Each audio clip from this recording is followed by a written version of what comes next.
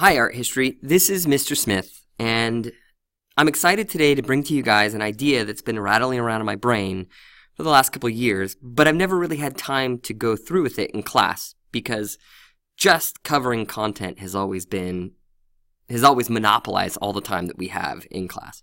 So we're going to start this piece, and I'm hoping that this will become more commonplace, where after we've studied a couple different societies in a unit, we're going to be able to do what I'm going to call a comparative analysis, where we're going to be able to look at pieces from across the different cultures and really think about what are the common threads, what are the common elements, what are the common symbols and ideas in these cultures, and hopefully those ideas will help us to remember more details and more information about them. So let's go ahead and jump right in. In this comparative analysis, we're going to be talking about the ancient Near Eastern cultures, the Egyptians, and the Indigenous American people. And I want to start off with this set of questions. And this set of questions is something that's really interesting to me. I was actually listening to a podcast just the other day where they addressed this question that I thought was so fascinating. And the question was, what is the difference between humans and other animals? And I'm sure that we can think of lots of differences between humans and animals. But there are some things that, there are some similarities that maybe we don't think of. So similarities would be like, we oftentimes think that we're the only ones that, live in a kind of society. But think about a beehive. Think about, and these are insects, but think about ants in an ant colony, right? There's hierarchical structures in those places. So perhaps maybe that's not one of the things that make us really unique. But one of the things that absolutely positively makes people unique as a species is our ability to tell stories. And the stories that we tell are incredibly powerful. The story that we tell about what it means to be an American is an incredibly powerful story. The idea that you can come to this place and suddenly be an American and have the American dream and have access to the things that other Americans are part of. And we tell stories about, our past and our history and what it means to grow. Those are really unique stories that become part of our identity. The other stories that we tell are oftentimes stories about religion. And those are some of the things that I really want to explore. So when we look at these different societies, I want to talk about how the stories that people tell explain their world, how the stories that they tell ultimately explain that which cannot be explained, like the rising of the sun and the setting of the sun. And how do people tell stories about the passage of time, history, as well as, time itself? We're also going to explore concepts of power and authority and how symbols are used. I want to talk a little bit about how language is utilized versus symbolism. This right here is a very powerful concept to me. Why would you choose to use images or symbols when you have language available to you? And vice versa. Why would you choose to use language when you have images available to you? I think those are really important distinctions to make about why an artist or why anyone would be making those choices. When we look at images, how do we know who has power? When we look at images and we look at material, how do we know that someone has been given authority in an image? This is obviously a great first set of images to look at because there's a lot going on. First of all, I should point out that each one of these is telling an incredibly unique story. And the stories that they're telling are powerful stories that are not just told once in their society, but they're retold again and again and again. So we talked a while back about the historian Menes telling the story, the Greek historian Menes coming to Egypt and telling the story of the unification of Egypt. So we know that that was a story that was told in Egypt for over 1,000 years. And here we have a piece that tells that same story from the beginning of the New Kingdom. Here we have another story being told, why Hammurabi has the power to declare these things laws. I got to go back here really quick, sorry. Why he has the power to declare this cuneiform set of laws, where his power and authority comes from. Over here, we have an artist who's making really distinct choices about when to use hieroglyphs versus when to actually tell a story using imagery, right? So those are really interesting elements, right? How are the stories being told? What are the stories being told? how do the histories here get mixed up into religious mythology? And there are lots of different elements about how the story of King Narmer gets mixed up into the sort of mythological story. You have Narmer not only slaying the ruler of the other kingdom and unifying the two kingdoms of Egypt, but you have Narmer with a bull's tail, signifying the power of the bull. You have Narmer represented as Horus here, signifying his power as a deity. So the story being told ends up becoming, the actual historical story being told ends up becoming a mythological story. Similar things here are going on, which is to say that we know that Hammurabi was a ruler, right? But the story being told here is a story of him having, in some kind of like, some other place or time, something that for our purposes doesn't really ever exist, which is his ability to go up onto a ziggurat and to meet and stand in front of the god Shamash, and Shamash, the sun god, gives him power, right? I love that idea. I love the idea that a king can go before the sun god and the sun god gives him the right to rule. I love that idea because we see that same idea replayed in the Aztecs, right? When Moctezuma engages in his sacrifice on the top of Templo Mayor, right? He does so to appease the sun god, Huitzilopochtli, the sun and war god, right? Justifying Moctezuma's right to rule. Yeah? So we have the sort of ritual sacrifice there. We have the example of worship and piety here, that both are appeasing ultimately a sun god who in return provide the ruler with their power and their authority. Those are powerful stories being told there. Powerful mythological stories that don't just get told once, but again, they get retold again and again and again. Because Moctezuma wasn't the only person in the Aztec Empire to claim power that way. He had there were several emperors before him. And the same thing with Hammurabi. Hammurabi was a Babylonian king. But a lot of the language that he's using, the symbolism, as well as the language down here, cuneiform, the ziggurat, these are ultimately language or symbolic elements and actual language that started out in the Sumerian Empire, right? And in these Sumerian kingdoms and nation states, right? So here we have a Babylonian using writing and symbols that were utilized by previous peoples in different city-states. Similar thing here. This may be the first time with Narmer demonstrating hierarchical scale, using hieroglyphs, using a set of symbolic language to sort of make very clear a set of ideas, and yet it won't be the first time because pharaoh after pharaoh are going to end up utilizing the same similar ideas. Now, Lady Jacques and Shield Jaguar are perhaps not the great powerful rulers that Narmer and Hammurabi were. However, they're utilizing two things. One, they're utilizing hieroglyphs and they're utilizing a pictorial language. And so that question as to how you tell your history, all of these things are telling history. They're telling historical stories, right? And this idea about when you utilize the hieroglyphs versus when you utilize these images here, I think is an interesting question. Let's address it. I think it's pretty clear to say that they utilize text. They utilize actual text here to tell the names of people. Shield Jaguar, Lady Jacques. I don't know the exact hieroglyphs that demonstrate each one, but they're telling that specific history. Down here we have more symbolic acts. The ritual burning of blood to contact Kukulkan and the ancestors. Those are all ritual and symbolic acts. So those are utilized with imagery. Here we have something very similar going. The ritual act of Narmer on sacred ground, right, is a sort of powerful set of symbols. Who these people are represented by the hieroglyph of Narmer, the hieroglyph of the sandal bearer. Similar thing here. The image portrays Hammurabi receiving the right to rule. The code of laws is written in cuneiform. So the choice about how to write things down or what to write down versus what you should actually display is an interesting question. Let's talk really quickly about the role of women in society. Can women in these societies have equal power to men? Are there really clear gender roles, meaning what men do and what women do? And can those rules be broken? Let's look at a couple different images. This Old Kingdom image, I think, very much keeps the Old Kingdom image of Menkaure and Khmer-Nebti very much is about maintaining tradition, right? It reminds us that the Egyptians maintained the same traditions for thousands of years. Like we said before, far longer than the country of Americas existed 3 times over.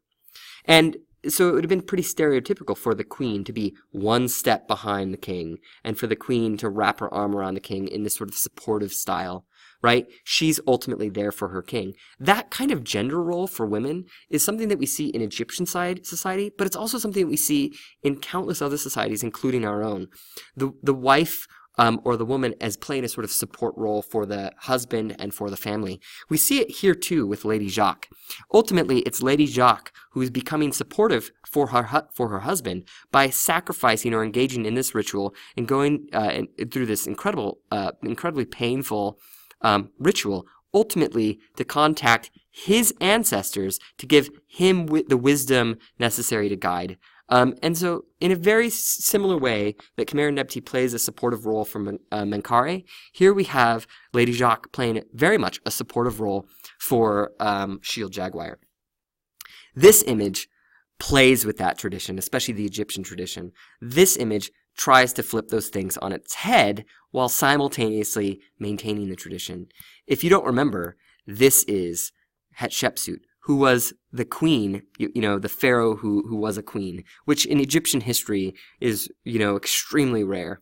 This idea that she would have the same power as a man, as a male pharaoh, is even more rare. There had been queens in Egyptian history before, but what they were simply raising their son and waiting until he came of age. And so they were queen regents, meaning they were ruling in the stead of their son. So they didn't really have the power of a pharaoh.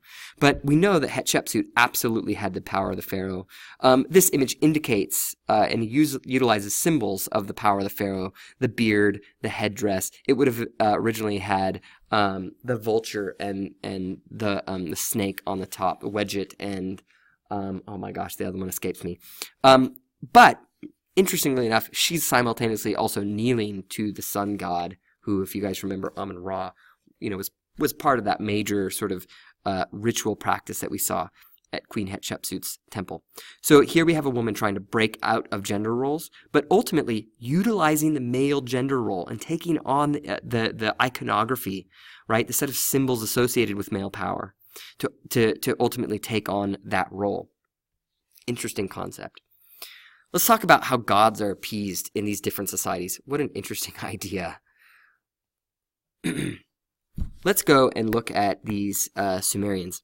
We know that gods were appeased in Sumerian society by providing votive offerings, right? Those votive offerings oftentimes were incorporated precious materials like alabaster, in the offerings to the gods. But ultimately, the offering of the votive figure was in hopes of having the prayer, which was on the base of the statue in cuneiform, ultimately answered for the person, right?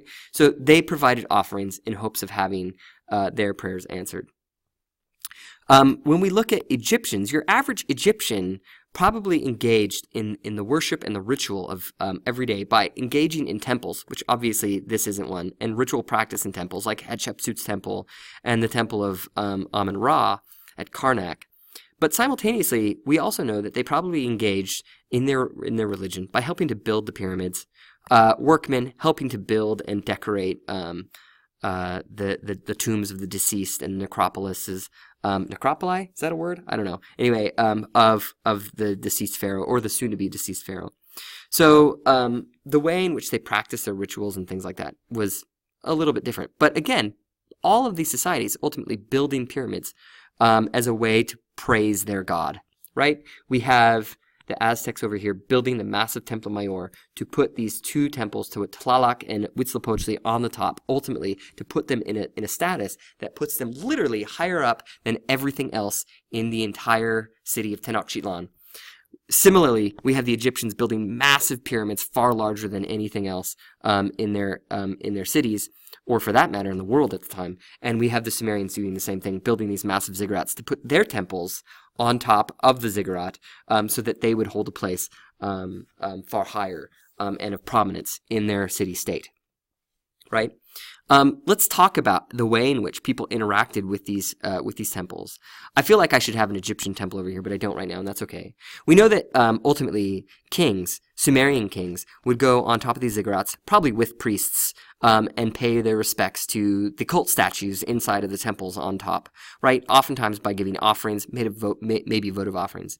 We know that people like Moctezuma, and here's Moctezuma's headdress right here, would, in these elaborate rituals, engage in human sacrifice, throwing the body of the dead person down to the base of the pyramid, approximately where Coilcauque's stone is. Right? And so they engaged in sacrifice up here as an offering to their gods.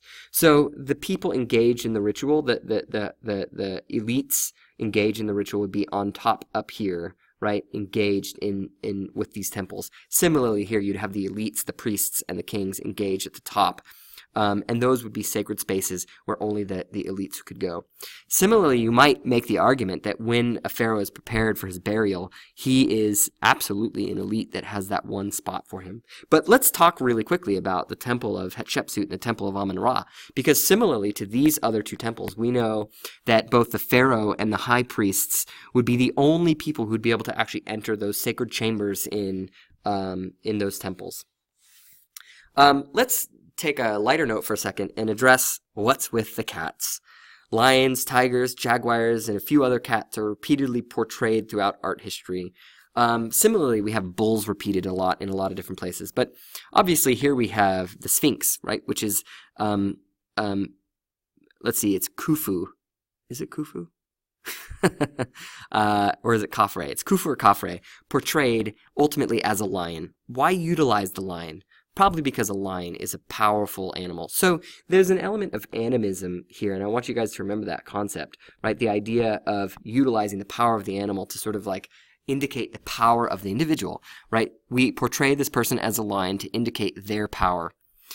We portray this god as a jaguar to indicate their power. We dress up with these, at Chavin, the Huantar, we dress up with these jewelry pieces to kind of transform ourselves into that animal, to gain the sort of animistic spirit. Think back to Lasau with the man with the bird-headed mask. Finally, let's go and discuss some of the most important rituals.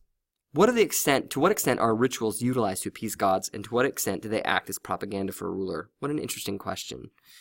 When Moctezuma or some other Aztec ruler engages in sacrifice and throws down body after body of their enemies down the Temple Mayor to spill blood approximately on the stone of Coilcauque, how much of that is to appease Huitzilopochtli, the patron deity of the Mexica, and how much of that is a demonstration of their absolute power and authority? Consider for a moment that the emperor who engages in human sacrifice is probably the guy that you don't want to get, to be on his bad side. You see this person as having a tremendous amount of power and authority in your society, and is not the kind of person that you want to get on the wrong side of. So I think that whenever these people engage in these types of behaviors, ultimately, they tell themselves a story. And that story is the mythological story of Coilcauque and Huitzilopochtli. But perhaps in reality, this is a myth that propagates the power of the ruler, right? It propagates that ruler's power by demonstrating or by creating an atmosphere of fear and dominance. So I think those are important things to consider. Similarly here, we know that the temple of Hatshepsut was ultimately a way of worshiping the sun god, but we also know that throughout this entire temple, there were constant images not only of Hatshepsut's piety, but also of the different places that she conquered, of the different places that she visited and traded with. And so, in the end, this temple seems to also identify her ability to expand the empire of the Egyptians and to create wealth within Egyptian society, right? And in that way, it propagates her importance and her significance as a ruler. I think those are important ideas to remember, that there is a story that we tell ourselves. Oftentimes, those are religions, but there's also a much more purposeful propagation of the ruler's authority and power. That's all I got for you guys today. It went a little bit over time, but I hope you guys got some important information and use this as a good review for the key ideas.